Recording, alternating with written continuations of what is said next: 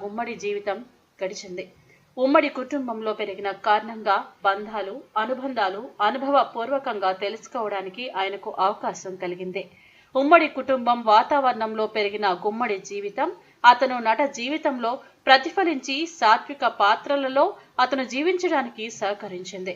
తన తండ్రి బసవయ్య, పెదనాన్న నారాయణులు రక్త సంబంధంతోనే కాక స్నేహానుబంధంతో మెలిగేవారని గుమ్మడి మాటలలో తెలుస్తుంది. గుమ్మడి వెంకటేశ్వరరావు నాయనమ్మకు, అమ్మమ్మకు 103 సంవత్సరాలు జీవించడం వారి కుటుంబంలో ఒక విశేషం. గుమ్మడి ప్రాథమిక విద్య నుండి స్కూలు ఫైనల్ వరకు సొంతూరైన రావికంపాడుకు 3 కిలోమీటర్ల దూరంలో ఉన్న కొల్లూరు ఉన్నత పాఠశాలలో జరిగింది. అక్కడ అతను SSLC దాకా చదివాడు. ఈ దశలోనే ఇతను తమ ఊరిలో పుచ్చలపల్లి సుందరయ్య గారి ఉపన్యాసంతో ప్రభావితుడై కమ్యూనిస్టు పార్టీ వైపు ఆకర్షితుడయ్యాడు.